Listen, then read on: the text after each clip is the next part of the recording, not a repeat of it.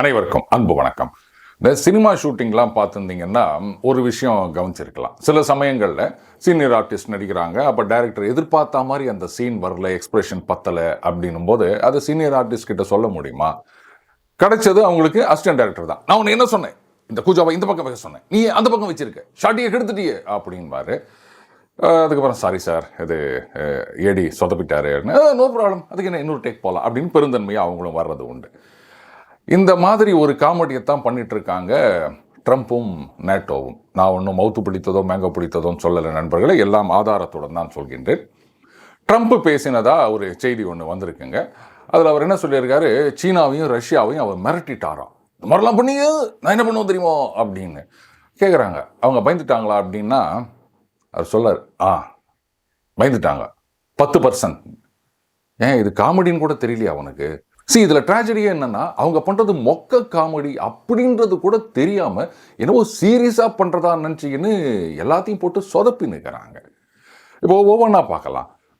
Lindsey Graham அவர் என்ன பண்ணியிருக்காரு, நாங்கள் வந்து புதுசாக ஒரு சட்டம் கொண்டு வர போகிறோம். அதுபடி என்னென்னா அந்த 500% வரைக்கும் வரி போடுவாங்களாம். யார் மேலே அப்படின்னா சீனா, இந்தியா, முக்கியமாக இந்த 2 நாடுகள்.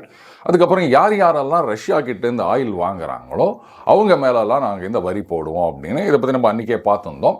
அது எப்படின்னா, டகால்னு இந்த சட்டம் அமலுக்கு வந்த உடனே வரி வந்துடாது. பிரசிடென்ட் அவர் தான் முடிவு பண்ணுவாராம். அது 500 போடுறதா 400 போடுறதா அப்படின்றதெல்லாம் யோசிச்சு போடுறதா வேணாமா எல்லாமே வந்து பிரசிடென்ட்டுடைய டிஸ்கிரிப்ஷனா. இதெல்லாம் வந்து மிரட்டுறது. என்ன பார்த்தீங்களா, நீங்கள் அவங்களோட வாங்கக்கூடாது அப்படின்னு. இந்த பக்கம் நேட்டோவில் செக்ரட்டரி ரெட் அவர் என்ன சொல்லிக்கிறாரு, இந்த பாருங்க இந்தியா சைனா நீங்கள் வந்து தொடர்ந்து ரஷ்யா கிட்ட ஆயில் வாங்கியிருந்தீங்க அப்படின்னு சொன்னால் அதுக்கப்புறம் விளைவுகள் விபரீதமாக இருக்கும். நீங்கள் வந்து புட்டின் கிட்ட சொல்லணும், இந்த பேச்சுவார்த்தைக்கு சீரியஸாக வாங்க அப்படின்னு. ஏன் நீங்கள் சொல்ல மாட்டீங்களா? நாங்கள் சொன்னால் யார் சீரியஸாக எடுத்துக்கிறாங்க, காமெடியாக நினச்சிக்கிறாங்க அப்படின்றத அவர் சொல்லாமல் சொல்லியிருக்காரு. ஏன் நீங்கள் தான் சொல்லுங்களேன் புட்டின் கிட்ட, இதை பாருங்கள் பேச்சுவார்த்தைக்கு நீங்கள் சீரியஸாக வரணும், என்ன அது மாதிரி தள்ளி போட்டு நிற்கிறீங்க அப்படின்னு சொல்ல முடியாதா? அது எதுக்கு நீங்கள் வந்து இந்தியா சீனாவை கூப்பிட்டு நீங்கள் வந்து புட்டின் கிட்ட சொல்லுங்கன்றீங்க? அப்போ உங்கள் வார்த்தைக்கு ஒரு பைசா கூட மதிப்பு கிடையாது அப்படின்றத நீங்கள் ஒத்துக்கிறீங்க இல்லையா? இதில் வேற ட்ரம்ப் வந்து ஜெலன்ஸ்கி கிட்ட கேட்குறாராம், நீங்கள் வந்து மாஸ்கோ, செயின்ட் பீட்டர்ஸ்பர்க் இதையெல்லாம் அட்டாக் பண்ணுவீங்களா? உடனே ஜெலன்ஸ்கி, ஐயோ எசமா நீங்கள் சொன்னால் நாங்கள் செய்யாமல் இருப்போமா, நீங்கள் வந்து எங்களுக்கு ஆயுதம் மட்டும் கொடுங்க, நாங்கள் டொப்புன்னு அதை போட்டுடுறோம் அப்படின்னு. வெக்கமாக இல்லை அதை கேட்குறதுக்கு? அதாவது இந்த ஏரியாலே நான் தான் பெரிய தாதா அப்படின்னு சுற்றிட்டு திரிகிற ஒருத்தன் ஒரு தமத்தூண்டு பையனை கூப்பிட்டு, நான் அவனை போயிட்டு 4 குத்திட்டு வந்துடுறியா அப்படின்னு கேட்டா, டேய் நீ எல்லாம் ஒரு தாதாவாடா, பிளகா பையில நம்பின்னு அவனோட சண்டைக்கு அனுப்புற, கேட்பமா மாட்டோமா? அந்த மாதிரி உனக்கு தைரியம் இருந்ததுன்னா, இதை பாருங்க, உக்ரைனில் நீங்கள் இன்னையோட சண்டையை நிறுத்தணும், நாளையிலேருந்து குண்டு போட்டிங்கன்னா நாங்கள் சண்டைக்கு வருவோம் சொல்ல முடியுமா அவங்களால? பைத்தியக்காரத்தனமாக இல்லை ஜெலன்ஸ்கியை கூப்பிட்டு நீ போய் குண்டு போடுவியா அப்படின்றதா அவர் ஒன்று, நாங்கள் தாராளமாக போடுறேன் அப்படின்றதோ. சரி, இப்போது இந்தியா சீனா இந்த நாடுகள் மேலே வரி அப்படின்னு சொல்லிக்கிறாரு அண்ணன் ட்ரம்ப். அவருடைய அந்த லிண்ட்சே கிரஹாம், ஆயில் வாங்கினா மட்டும்தானா, மற்றது வாங்கினாலாம் கிடையாதா? இல்லை, நான் எதுக்கு கேட்குறேன் அப்படின்னா, அந்த என்ரிச்டு யுரேனியம் நியூக்ளியர் பவர் பிளான்ட்டில் யூஸ் பண்ணுறாங்க இல்லையா, இன்னும் ரஷ்யா கிட்ட தான் வாங்கினுக்கிறாங்க அமெரிக்கா. அப்போது அமெரிக்கா மேலேயே வந்து me putting 500% tariff against me paid by me அப்படின்வாங்களா? இன்றைக்கும் யூரோப்பில் இருக்க எத்தனை நாடுகள் ரஷ்யாவோட கேஸ் வாங்குது அப்படின்னு தெரியுமா? அப்போ அவங்க மேலேயும் வந்து தடை விதிப்பீங்களா? இன்ஃபேக்ட் இந்த என்ரிச்டு யுரேனியம் இருக்கு இல்லையா, இதுக்கு புதுசாக ஒரு ரூல் கொண்டு வந்துக்கிறாங்க அமெரிக்காவில், 2027 அப்புறம் வாங்கக்கூடாது அப்படின்னு. அது வரைக்கும் அதே மாதிரி தான் யூரோப்லேயும், நாங்கள் 2027 அப்புறம் ரஷ்யன் கேஸ் வாங்க மாட்டோம். அது வரைக்கும் என்னடா பண்ண போகிறீங்க? அதுக்கப்புறம் நீங்கள் ஒழுங்காக இருப்பீங்களாடா? இதுவே ஒரு பெரிய கேள்வி இல்லை? ஆனால் இந்த விஷயத்தில் இந்தியாவுடைய பதிலடி அப்படின்றது ரொம்பவே ஸ்ட்ராங்காக இருக்குது. இது பாருங்க, எங்களுடைய எனர்ஜி செக்யூரிட்டி இதுதான் முக்கியம். இந்த உக்ரைன் வாருக்கு முன்னாடி பார்த்தீங்கன்னா நம்ம ரஷ்யா கிட்டேருந்து ஆயில் இறக்குமதி பண்ணுவது அப்படின்றது ரொம்பவே கம்மியாக இருந்தது. கிட்டத்தட்ட 1% என்னவோ தாங்க இருந்தது. ஆனால் இன்றைக்கி வந்து நமது எண்ணெய் இறக்குமதியில் 40% நம்ம ரஷ்யா கிட்டேருந்து வாங்கிட்டு இருக்கோம். சீனா வந்து 20% ரஷ்யாலேருந்து வாங்குறாங்க. இப்போது நீங்கள் ஒரு பேச்சுக்கு வச்சுப்போமே, ரஷ்யா கிட்டேருந்து வாங்கக்கூடாதுன்னு சொல்கிறாங்க, சரி நாமளும் வாங்கலை சீனாவும் வாங்கன்னு நிறுத்தி போடுறாங்க அப்படின்னு வச்சுப்போம். அப்போது இவங்க சீனா, இந்தியா 2 பேரும் மிகப்பெரிய ஆயில் கன்சியூமர்ஸ். ரஷ்யா கிட்டேருந்து ஆயில் வாங்கலை அப்படின்னும் போது நாமளே வாங்கலை அப்படின்னா வேற எந்த நாடும் வாங்க மாட்டாங்க. அப்போ என்ன ஆகும்? ஆயில் விலை குப்புன்னு $100 தாண்டி மேலே போயிடும். அப்போ பாதிக்கப்பட போவது யார்? இந்தியா, சீனாவை விடுங்க. ஐரோப்பாவில் இங்கேருந்து சுத்திகரிப்பு பண்ண எண்ணெயை தானே வாங்கினுக்கிறாங்க. அப்போ அவங்க என்ன பண்ணுவாங்க? எண்ணெய் விலை ஒரு பக்கம் ஏறி போயிடும். அடுத்தது அமெரிக்கா கிட்டேருந்து வாங்கிக்கோங்க, அங்கே அண்ணன் தயாராக இருக்கார், எதுவாக இருந்தாலும் என்கிட்டேருந்து வாங்கிக்கோ அப்படின்னு. அப்போது இது எல்லாமே அமெரிக்காவுக்கு காசு வரணும். அதுக்காக நாங்கள் யார் மீது என்ன வரி ஒன்றா போடுவோம் அப்படின்னா இதை எப்படி ஏற்றுக்க முடியும்? இதுக்காகத்தான் பார்த்தீங்கன்னா இப்போ ரஷ்யா, இந்தியா, சைனா இந்த ஒரு பிளாக் இவங்களுக்குள்ள இருக்க வித்தியாசங்களை எல்லாம் ஒதுக்கி தள்ளிவிட்டு ஒன்றுபட வேண்டும் அப்படின்ற பேச்சுவார்த்தை அதிகரித்து வருகின்றது. நம்ம அந்த யூபிஐ, இந்த கூகுள் பே, அந்த பே, இந்த பே அப்படின்லாம் அனுப்பிச்சிட்டு இருக்கோம் இல்லையா? அதே மாதிரி ரஷ்யாவுக்கும் இந்தியாவுக்கும் அந்த மணி டிரான்ஸ்ஃபருக்கான கட்டமைப்பு வரப்போகின்றது. இதே மாதிரி இந்த பிரிக்ஸ் நாடுகளுக்குள்ளேயும் அதுலேயும் அந்த 4-5 நாடுகள் இல்லாமல் மீதி நிறைய நாடுகள் சேர்ந்துருக்காங்க ப்ளஸ் அப்படின்னு, இவங்களுக்குள்ளேயும் இந்த மணி டிரான்ஸ்ஃபருக்கு ஒரு அமைப்பு வரப்போகின்றது. இதில் என்ன அப்படின்னு கேட்டிங்கன்னா, இதுக்கு முன்னாடி வரைக்கும் அந்த ஸ்விஃப்ட்னு ஒன்று இருந்தது. இதுதான் வந்து இந்த இன்டர்நேஷ்னல் மணி டிரான்ஸ்ஃபருக்கு. இது வந்து மேற்கத்திய நாடுகளுடைய கண்ட்ரோலில் இருக்குது. ஸோ எவ்வளோ டிரான்ஸ்ஃபர் ஆகுது முதற்கொண்டு எல்லா இன்ஃபர்மேஷனும் அவங்களுக்கு தெரியும். அதில் என்னென்னா டாலரில் டிரான்சாக்ஷன் அப்படின்னும் போது டாலரில் அவங்க அசட்ஸ் எல்லாம் வச்சுருக்கீங்கன்னு சொன்னால் இப்போது சொல்லிக்கிறாங்க அமெரிக்காவில், பார்த்தீங்களா இந்த ரஷ்யாவோட $300 பில்லியன் நாங்கள் அப்படியே ஃப்ரீஸ் பண்ணி வச்சுப்பட்டோம். அதுலேருந்து வர வட்டி 3.5 வருஷம் ஆச்சு இல்லை, எத்தனை வட்டி வரும், அந்த வட்டியை நாங்கள் உக்ரைனுக்கு கொடுத்துக்கிறோம் அப்படின்னு. எவன் அப்போ விட்டு பணத்தை எடுத்து யாருக்கு எதிராக சண்டை போடுறதுக்கு நீங்கள் காசு கொடுத்துட்ருப்பீங்க? ஒரு பக்கம் டாலரை ஒதுக்கிவிடும். இப்போது இந்த பிரிக்ஸ் நாடுகள் அவங்களுக்குள்ள அவங்களுடைய கரன்சிலேயே ட்ரேட் பண்ணுறாங்க அப்படின்னும் போது, அடுத்தது இந்த மேற்கத்திய நாடுகளுடைய ஆதிக்கம், ஸ்விஃப்ட்டை விட்டு வெளில தள்ளிடுவோம், டாலரை நீ டச் பண்ண முடியாது, டேய் நாங்களே அதை தாண்டா சொல்லினுக்கிறோம், எங்களுக்கு டாலரே வேணாண்டா, நாங்கள் ஒதுக்குறோம், நீ என்ன ஒதுக்குறது அப்படின்னு. இது வந்து இருமுனை தாக்குதல் அமெரிக்காவை பொறுத்த வரைக்கும். அதனால தான் பார்த்தீங்கன்னா நடுவில் வந்து உக்ரைனுக்கான அந்த உதவிகளை எல்லாம் சஸ்பெண்ட் பண்ணி வச்சுருந்தாங்க அமெரிக்காவில். இப்போ மறுபடியும் ஆரம்பிச்சிட்டாங்க. ஆனால் இதுலேயும் அஃப்கோர்ஸ் எல்லாத்துலேயும் காசு பார்க்கணும், சொந்தத்துக்கு இல்லாட்டாலும் அமெரிக்க கம்பெனிகளுக்கு, அமெரிக்காவுக்கு அப்படின்னு நினைக்கிறாரு ட்ரம்ப். இதை தான் நான் ஏற்கனவே சொல்லியிருந்தேன். அவர் இந்த அந்நியனுக்குள்ளே ஒரு அம்பி இருக்கா மாதிரி ஒரு பொலிட்டிஷியனுக்குள்ளே ஒரு மிகப்பெரிய பிஸ்னஸ் மேன் இருக்கார். இப்போ அந்த பிஸ்னஸ் மேன் தான் தலை தூக்கி இருக்கின்றார். இதுதான் பிரச்சனைங்க. எலான் மஸ்கை பொறுத்த வரைக்கும் ஒரு பிஸ்னஸ் மேனுக்குள்ளே ஒரு பொலிட்டிஷியன் தலை தூக்கி நிற்கிறாரு, அதனால தான் அவருக்கு சிக்கல். இங்கே ட்ரம்ப்புக்கு வந்து பொலிட்டிஷியனுக்குள்ளே பிஸ்னஸ் மேன் தலை தூக்கி நிற்கிறாரு, இதுதான் இவருக்கு சிக்கல். இப்போ என்ன பண்ணியிருக்காரு, நாங்கள் வந்து உக்ரைனுக்கு நிறைய ஆயுதங்கள்லாம் கொடுக்க போகிறோம். கொஞ்ச நாளைக்கு முன்னாடி தான் ஒன்றுமே கிடையாது, எங்ககிட்ட இல்லவே இல்லை அப்படின்னு சொன்னவர் இப்போ உக்ரைனுக்கு கொடுக்க போகிறோன்றாரு.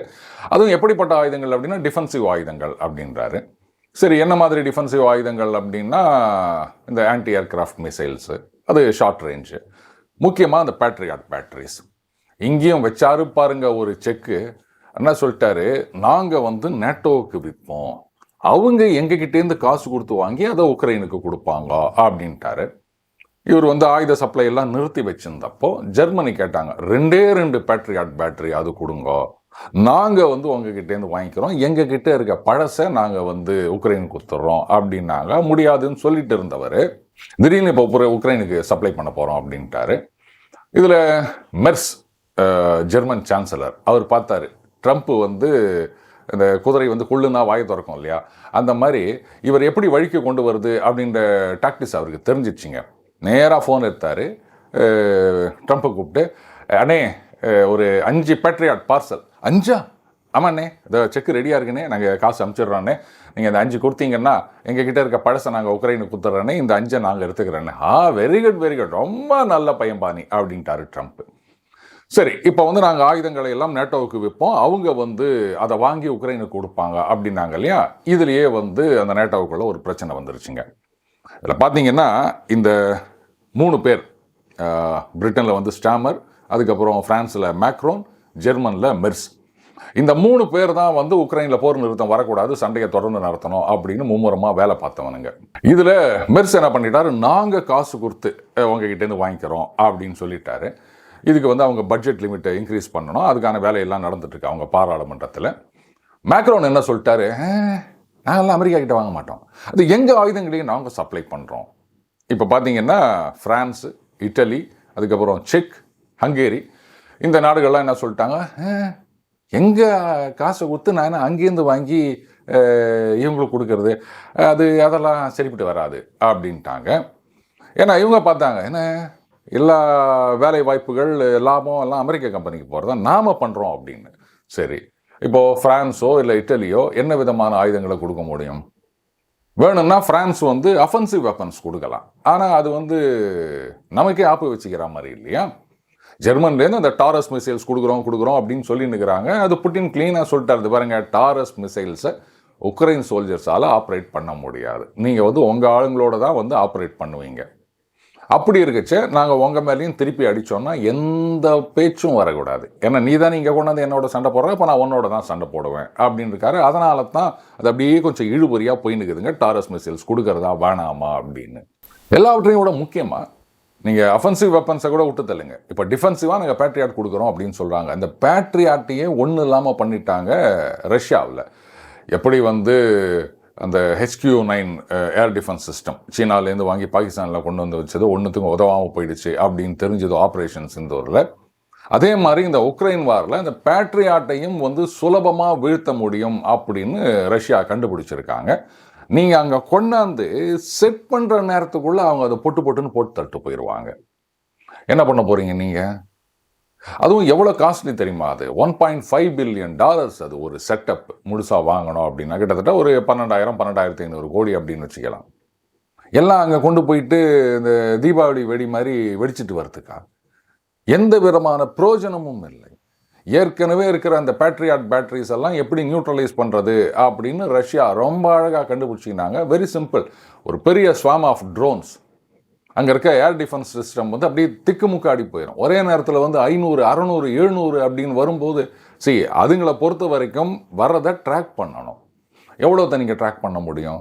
ஸோ முதல்ல ட்ரோன் அப்படியே போகும். சரி, நீ சுட்டுதல்னா தள்ளுப்பா, அதை பற்றி எனக்கு கவலை இல்லை அப்படின்னு சொல்லிட்டு அந்த ஏர் டிஃபென்ஸ்லாம் அப்படியே திணறி திக்குமுக்காடி இருக்கும்போது கின்சால், இஸ்கந்தர், ஒரஷ்னிக் அப்படின்னு போட்டு குத்துன்னு குத்தி நிற்கிறாரு புட்டின்.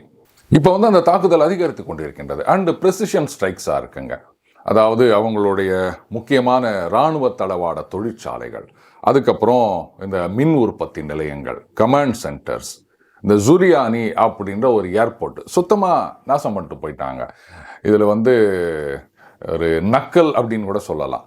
எந்த டுப்போலோ ஏர்கிராஃப்ட் ஆப்ரேஷன் ஸ்பைடர் வெப்பில் போயிட்டு பார்த்தீங்களா, நாங்கள் வந்து 40 ஏர்கிராஃப்டை நாசம் பண்ணிட்டோம், ரஷ்யாவில் இனிமேல் ஒன்றுமே கிடையாது அப்படின்னு சொல்லிட்டு இருந்தாங்களோ, அந்த ஏர்கிராஃப்டை வச்சு குண்டு போட்டுனுக்கிறாங்க இப்போ ரஷ்யாவில். இதைத்தானே வந்து நாங்கள் தீர்த்து கட்டிட்டோம், உடச்சி நொறுக்கிட்டோம்னு சொன்னேன் பார்த்தியா, அந்த விமானம் தான் இப்போ உங்கள் ஊர் மேலே வந்து குண்டு போடுது அப்படின்னு சொல்லாமல் சொல்லினுக்கிறாரு புட்டின். அடுத்தது அந்த ஃபேப் பாம்ஸ் அப்படின்னு, அதெல்லாம் ஆக்சுவலாக சோவியத் எரா லெகசி வெப்பன்ஸ். அதில் என்ன பண்ணியிருக்காங்க, அந்த கைடு சிஸ்டம் அதை வச்சு ப்ரெசிஷன் ஸ்ட்ரைக்குக்கு யூஸ் பண்ணுறாங்க. ரொம்ப எஃபெக்டிவாக இருக்குது. அது மிசைல்ஸை தான் இது பண்ணணும்னு கிடையாது. மிசைல் பார்த்தீங்கன்னா ஒரு நாளைக்கு ஒரு 10, 15 மேக்ஸிமம் இவ்வளோ தான், அதுக்கு மேலே அவங்க யூஸ் பண்ணுறது கிடையாது. மோஸ்ட்லி அந்த ட்ரோன்ஸ், அதுலேயும் அந்த ஜெரான் ட்ரோன்ஸ், ஏன்னா இப்போ ஈரான்லேருந்து ட்ரோன்ஸ் வருதில்லை இல்லையா, அதனால் இவங்களே வந்து ப்ரொடியூஸ் பண்ணிகிட்ருக்காங்க. சருன்னு போட்டு தள்ளிட்டு வருதுங்க. இப்போ இவங்களால ஒன்றும் பண்ண முடியல. இதே ட்ரம்ப் தான் ஒரு காலத்தில், ரொம்ப தள்ளி கூட இல்லை, சமீபத்தில் தான் கேட்டார், பாருங்க, when you are going to a war with a country 20 times your size, you should have an end game. End game எல்லாம் இதைத்தான் நம்ம ஆரம்பத்துலேருந்து சொல்லின்னு ஞாபகம் இருக்கா? ஒரு சண்டை அது நீங்களாக ஆரம்பிக்கிறீங்களோ இல்லை அவங்க மேலே கொண்டாந்து திணிக்கிறாங்களோ, you should have an end game. அது இல்லாமல் ஒரு சண்டையை போடுறது முட்டாள்தனம். இப்படி புத்திசாலித்தனமாக பேசின ட்ரம்ப்பு தான் இன்னைக்கு வந்து இல்லை நாங்கள் சப்ளை பண்ணுறோம் ஆயுதத்தை அப்படின்னு சொல்லி நிற்கிறாரு. காரணம் என்னென்னா, இவர் வந்து சண்டையை நிறுத்தணும் அப்படின்னு சொல்லும்போது யூரோப்பில் இருக்கவங்கலாம் வந்து அதெல்லாம் முடியாது, நாங்களாம் தொடர்ந்து சப்ளை பண்ணுவோம், சண்டை நடந்துக்கினே இருக்கும், எவ்வளோ நாள் வேணுமோ அவ்வளோ நாள் நடக்கும் இப்படின்னு கிளப்பி விட்டாங்க. ட்ரம்ப் பார்த்தாரு, நம்ம ஒருத்தன் மட்டும் எதுக்கு வந்து சண்டையை நிறுத்தணும்னு சொல்லிட்டு இவன் ரஷ்யாவோட வாளி அப்படின்னு பேரை வாங்கிட்டு போகிறது. சரி ரைட்டுப்பா, சண்டையை தொடர்ந்து போடுங்க, ஆனால் ஒன்று எங்ககிட்ட ஆயுதம் வாங்கிக்கோங்க, அட்லீஸ்ட் ஏதோ நம்ம கம்பெனிக்காவது லாபம் வரட்டும், அவங்க வந்து நம்மளை கவனிச்சுப்பாங்க. இல்லை அதுக்காக அந்த கரப்ஷன் கமிஷன் கலெக்ஷன் அப்படின்னு சொல்லலை, வேலை வாய்ப்புகள் பெருகும் அப்படின்றதுக்காக சொன்னேன். இந்த மாதிரி அவர் ஆரம்பிச்சிட்டாருங்க. இப்போது டோட்டலாக அந்த எண்ட் கேம் அப்படின்றது இல்லாமல் போயிடுச்சு. இப்போ என்ன பண்ணணும், ரைட்டு நம்ம பாட்டுக்கு ஊத்துனே இருப்போம், அவங்க பாட்டுக்கு அங்கே கொளுத்தினே இருப்பாங்க, அவங்க சண்டை நடந்துக்கினே இருக்கட்டும் அப்படின்னு. War of attrition. இந்த மாதிரிலாம் வந்து தொடர்ந்து சண்டை நடந்தது அப்படின்னு சொன்னால் அதுக்கப்புறம் வந்து ரஷ்யா கிட்ட மிசைல்ஸு இருக்காது, அவங்க கிட்ட ஏர்கிராஃப்ட் இருக்காது, எந்த விதமான இராணுவ தளவாடங்களும் இருக்காது, எல்லாம் தீந்து போயிடும். அப்போ நம்ம கபால்னு போயிட்டு கோழி அமைக்கிற மாதிரி அமைக்கிடலாம் அப்படின்னு பைத்தியகாரத்தனமாக நினச்சிட்டு இருந்தானுங்க. ஆனால் இன்னைக்கு அமெரிக்க ஐரோப்பிய நாடுகளில் தான் வந்து இராணுவ தளவாடங்கள் காணாமல் போயிடுச்சுங்க. இந்த சென்ஸ் ஆப்டிமம் ஸ்டோரேஜ் லெவல் அப்படின்றது இல்லை, நிறைய ஷார்ட்டேஜ் இருக்குது. இன்றைக்கி வந்து பேட்ரியாட் நாங்கள் கொடுக்குறோம் அப்படின்னு சொல்கிறாங்களே யூரோப்பியன் நேஷன்ஸ், இவங்க வந்து ஜெர்மனி தவிர மற்ற யாரும் அதெல்லாம் கொடுக்க முடியாதுன்னு சொல்லிட்டாங்க. ஒரு ரீசன் என்னன்னா, அவங்களுக்கே சஃபிஷியன்ட் ஸ்ட்ரென்த்லேயோ சர்ப்ளஸ்லேயோ இந்த ஏர் டிஃபென்ஸ் சிஸ்டம் இல்லை. ரெண்டாவது, இந்த பேட்ரியாட் சிஸ்டம் வந்து 100% எஃபெக்டிவ் கிடையாது. அப்படியே 100% இன்கமிங் மிசைல்ஸ் அட்டாக் பண்ணக்கூடிய திறன் இருந்தாலுமே இன்றைக்கி அந்த வார் ஸ்ட்ராட்டஜி அப்படின்றது மாறி போயிடுச்சு. இந்த ஸ்வாம் ஆஃப் ட்ரோன்ஸ் இது வருது அப்படின்னும் போது திக்குமுக்காடி போயிடுது ஏர் டிஃபென்ஸ் சிஸ்டம். அதனால் எவ்வளோ தாங்க ட்ராக் பண்ண முடியும்? சைமல்டேனியஸாக 100 200 அப்படின்னா இவங்க 500 ட்ரோன்ஸ் அனுப்புகிறாங்கன்னா அது என்னத்தை பண்ணும்? அந்த ட்ரோன்ஸ் மேலே ஒன்று கீழே க்ரூஸ் மிசைல்ஸ் வரலாம், இல்லைனா வந்து ஹைப்பர்சானிக் மிசைல்ஸ் வரலாம். அதெல்லாம் அவங்களால ஒன்றுமே பண்ண முடியாது. ஏதோ 2 பேரை வாசலில் நிறுத்தி வச்சுக்கிறோம் அப்படின்ற மாதிரி ஒரு பேட்ரியாட் நிறுத்தி வச்சுருக்கோம், அதையும் கொடுத்து நாங்கள் என்ன பண்ணுறது அப்படின்னு. இன்றைக்கி இந்த யூரோப்பியன் நேஷன்ஸை பொறுத்த வரைக்கும் ரொம்ப தைரியமாக பேசிகிட்டு இருக்காங்களே தவிர உள்ளுக்குள்ளே ஆட்டம் கண்டு போயிருக்காங்க. ஏன்னா ஏர் டிஃபென்ஸ் அப்படின்றதெல்லாம் ரஷ்யாவால் இப்போ நியூட்ரலைஸ் பண்ண முடியுது. அண்ட் அவங்களுடைய மிசைல் கெப்பாசிட்டி அப்படின்றதும் பயங்கரமாக இன்க்ரீஸ் ஆகிட்டு இருக்கு. அந்த ஒரஸ்னிக் மிசைல் அதை கண்டு ஆடி போய்கிறாங்க. இதுக்கே எப்படின்னா அதுக்கப்புறம் அந்த சாட்டர்ன் 2ன்னு ஒன்று இருக்குது, சர்மாட் மிசைல், அதுக்கெல்லாம் என்ன பண்ணுவாங்கன்னு தெரியல. ஸோ அது வரக்கூடாது அப்படின்னு பயந்து நிற்கிறாங்க. அப்புறம் எதுக்கடா சண்டையை போட்டு நிற்கிறீங்கன்னா வேற என்ன பண்ணுறதுன்னு தெரியல. ஒரு ஹானரபிள் எக்ஸிட் அப்படின்றதுக்கான வழி அவர்களுக்கு தெரியவில்லை. உங்களுக்கு வழி தெரியல அப்படின்றதுக்காக மக்களை வந்து இப்படி கொடுமைப்படுத்தணுமா அப்படின்னா அது அந்த நாட்டு மக்கள் தான் டிசைட் பண்ணணும். அவங்க சொல்லணும், ஏன் அப்படி தேவையில்லாமல் சண்டை போட்டுனுக்கிறீங்க, என்னையா கிழிக்க போகிறீங்க, நீங்கள் ஒன்றும் சாதிக்க போகிறது கிடையாது, முதல்ல சண்டையை நிறுத்தி தொலைங்க, அவங்ககிட்ட ஆயிலும் கேஸையும் வாங்குங்க, எத்தனை நாளைக்கு தான் நாங்கள் கஷ்டப்படுறது அப்படின்னு. இதில் ஜெர்மன் வந்து செக் புக்கை கொடுத்து ரைட்டு நாங்கள் வந்து பேட்ரியாட் வாங்கிக்கிறோம் அப்படின்னு சொல்லியிருக்காரு. பிரச்சனை என்னென்னா ஆயில் விலை ஏறிச்சு அப்படின்னா ஜெர்மனி சுத்தமாக ஆட்டம் கண்டு போயிடும். ஏன்னா ஏற்கனவே இந்த ஆயில் அண்ட் கேஸ் விலை ஏறினதுனால ஏராளமான நிறுவனங்கள் ஜெர்மனியில் மூடப்பட்டிருக்கு. இன்னும் குபுக்குன்னு ஏறி போயிடுச்சுன்னா என்ன பண்ணுவாங்க அவங்க? இதெல்லாம் யோசிக்கிறதா தெரியல. இல்லை புட்டினை எப்படியாவது வந்து நம்ம வழிக்கு கொண்டு வரணும்னா அவரை உங்களால் வழிக்கு கொண்டு வர முடியாது. போதாக்குறைக்கு எதிரிகளை வந்து இன்னைக்கு வந்து சைனா, இந்தியா, ரஷ்யா இந்த ஆக்சிஸ் இது வந்து ரொம்பவே கஷ்டமான ஒரு ஆக்சிஸ். ஏன்னா ரஷ்யா வந்து சைனாவை நம்ப மாட்டாங்க, இந்தியாவும் சைனாவை நம்ப மாட்டாங்க, சைனா யாரையுமே நம்ப மாட்டாங்க, எல்லாரையும் முதல குத்துவாங்க. இந்த மாதிரியான ஒரு 3 நாடுகள் ஒன்றாக இணைவது அப்படின்றது இன்னைக்கு காலத்தின் கட்டாயமாகிவிட்டது. ஏன்னா இவங்க பண்ணுற கூத்து வேற வழியே இல்லை. நம்ம 3 பேரும் ஒன்று சேர்ந்தா மட்டும்தான் சர்வைவ் ஆக முடியும், இவங்களை நறுக்குன்னு ஒரு கொட்ட முடியும். அட்லீஸ்ட் அவங்கள வந்து ஒன்றும் இல்லாமல் ஆக்கிற வரைக்குமாவது நம்ம 3 பேரும் பிரச்சனையெல்லாம் விட்டுட்டு ஒன்றா சேரணும் அப்படின்ற ஒரு நிலைமைக்கு வந்திருக்காங்க. இது இந்த அமெரிக்காவும் நேட்டோவும் பண்ணுற முட்டாள்தனம் தானே. ரஷ்யா, சைனா, இந்தியா இந்த 3 பேரும் வித்தியாசங்களை மறந்து ஒன்று சேர்ந்துட்டாங்க அப்படின்னு சொன்னால் அமெரிக்காவோ ஐரோப்பாவோ ஒன்றுமே கிடையாதுங்க. ஏன்னா இவங்கக்கிட்ட எல்லா விதமான வெல்த்தும் இருக்குது. ரேர் எர்த் மினரல்ஸில் ஆரம்பித்து டெக்னாலஜி இருக்குது, மேன் பவர் இருக்குது, எல்லாமே இங்கே இருக்குது. மிகப்பெரிய மார்க்கெட் இருக்கின்றது. அண்டு இதை நோக்கி வரக்கூடிய ஏராளமான நாடுகள் இருக்கின்றன. நம்ம ஏற்கனவே பார்த்தோம், சீனா வந்து ஆப்பிரிக்காவில் இருக்க 53 நாடுகள் நீங்கள் எதை வேணால் நீங்கள் எங்கள் நாட்டுக்கு எக்ஸ்போர்ட் பண்ணுங்கள், நாங்கள் வரியே போட மாட்டோம், எங்கள் ப்ராடக்ட் மேலே நீங்கள் வரி போட்டாலும் கவலை இல்லை அப்படின்னு திறந்து விட்டுக்கிறாங்க சீனா. இப்போ சொல்லுங்கள், நீங்கள் வந்து வரியே இல்லைன்னு சொல்கிற நாட்டுக்கு எக்ஸ்போர்ட் பண்ணுவீங்களா? அதை விட்டு நான் உன் மேலே 20%, 30%, எனக்கு 20, உனக்கு 15 அப்படின்னு ஆட்டம் போட்டுட்ருக்கு அமெரிக்காவுக்கு எக்ஸ்போர்ட் பண்ணுவாங்களா? சரி, ஆப்பிரிக்காலேருந்து என்ன பெருசாக வந்துட போகுது அப்படின்னு சொல்லலாம். ஃபுட் கிரெயின்ஸு, அதுக்கப்புறம் நிறைய இந்த மாதிரி ரேர் எர்த் மினரல்ஸு, இன்னும் பல விஷயங்கள் அவங்களால தாராளமாக எக்ஸ்போர்ட் பண்ண முடியும். பண்ணிட்டு தானே இருக்காங்க இது வரைக்கும். அதெல்லாம் நாங்கள் உங்களுக்கு அனுப்ப மாட்டாங்க அப்படின்னு சொன்னாங்கன்னா அடுத்தது இந்த ப்ராடக்ட் எல்லாம் சீனா, இந்தியா, ரஷ்யா இந்த மாதிரி நாடுகளுக்கு ஆர் பிரிக்ஸ் கண்ட்ரிக்கு வந்துருச்சின்னு சொன்னால் டாலருக்கு தேவையே இல்லை. ஏற்கனவே வந்து ஜப்பானில் இன்ட்ரெஸ்ட் ரேட் ஏறி நிற்குதுங்க. இப்போ அவங்க என்ன பண்ணுறாங்க, அமெரிக்கன் பாண்ட்ஸ் எல்லாம் டம்ப் பண்ணி போட்டு ஜப்பானில் வந்து அவங்க நாட்டு கரன்சியில் இன்வெஸ்ட் பண்ண ஆரம்பிக்கிறாங்க. அப்போது மிகப்பெரிய ஒரு ட்ரேடிங் பிளாக்கு, உலக வர்த்தகத்தில் ஒரு மிகப்பெரிய போர்ஷன் டாலரே எங்களுக்கு வேணாம் அப்படின்னு ஒதுக்கிடுச்சுன்னா டாலருடைய தேவை அப்படின்றது சர்ன்னு கீழே இறங்கிடும். டாலருக்கு தேவை குறைஞ்சிடுச்சுன்னா என்ன ஆகும்? அதுக்கப்புறம் இவங்க பாட்டுங்க இந்த க்ரீன் பேக்னு சொல்லுவாங்க. ஆனால் அது இன்னும் ப்ரிடாமினன்ட்லி ஒரு மாதிரி லைட் எல்லோ கலரில் தான் இருக்கும் டாலரு. அதை பாட்டுக்கு அச்சடிச்சுட்டு எங்களுக்கு என்ன வந்தது அப்படின்னு சந்தோஷமாக வாழ்க்கை நடத்த முடியாதுங்க அமெரிக்காவில். இது இன்னொருத்தர் கூட சொல்லியிருந்தாங்க, டீடாலரைசேஷன் வந்து ஒரு 50% எஃபெக்ட்டுக்கு வந்தாலே அமெரிக்கா வந்து ஒரு தேர்ட் வேர்ல்டு கண்ட்ரி ஆகிடும் அப்படின்னு. அப்போ இவ்வளோ பெரிய ரிஸ்க்கை வச்சுன்னு இன்னைக்கு ட்ரம்ப் வந்து இந்த அளவுக்கு கோவப்பட்டு 500% போடுவேன், அதை போடுவேன், 50 நாளைக்குள்ளே நீங்கள் வந்து பேச்சுவார்த்தைக்கு வரணும், அப்படிலாம் என்ன பண்ணுறேன் பாரு அப்படின்னு சொல்கிறாரு. அடுத்தது இந்த மாதிரி டாலரை ஒதுக்கிட்டாங்கன்னு சொன்னால் அது உலகப் போரில் தோல்வி அடைஞ்சா மாதிரி அப்படின்னு அவரே ஒத்துணுகிறார். அப்படின்னா ஒரே காரணம்தான், டாலருடைய தேவை குறைந்ததுன்னு சொன்னால் அமெரிக்கா அப்படியே ஆட்டம் கண்டுடும். ஆனால் இதை வெளில சொல்லலாமா? இதுதான் விளக்கண்ணிங்க அப்படின்னு சொல்கிறது. இதைத்தான் நான் ஆரம்பத்திலேயே சொன்னேன். இவங்க பண்ணுறது மொக்க காமெடின்னு தெரியாமல் சீரியஸாக பண்ணுற மாதிரி நினச்சின்னுக்கிறாங்க. அதுதான் ட்ராஜடி அப்படின்னு. அதுதான் வந்து இன்றைக்கி அமெரிக்காவை எதிர்நோக்கி இருக்கின்றது. சரிங்க, ட்ரம்ப் வந்தால் உலகத்துக்கு நல்லதுன்னு சொன்னேன். இந்தியாவுக்கு நல்லதா இல்லையா அந்த பெர்ஸ்பெக்டிவ் கூட நான் பார்க்கல. உலகத்துக்கு நல்லது அப்படின்னு. இந்த அமெரிக்கா ஐரோப்பிய நாடுகளுடைய டாமினேஷன் குறைஞ்சிது அப்படின்னு சொன்னால் அதை விட இந்த உலகத்துக்கு நல்லது வேறு என்ன இருக்க முடியும் சொல்லுங்கள். மீண்டும் அடுத்த பதில் சந்திப்போம். வணக்கம்.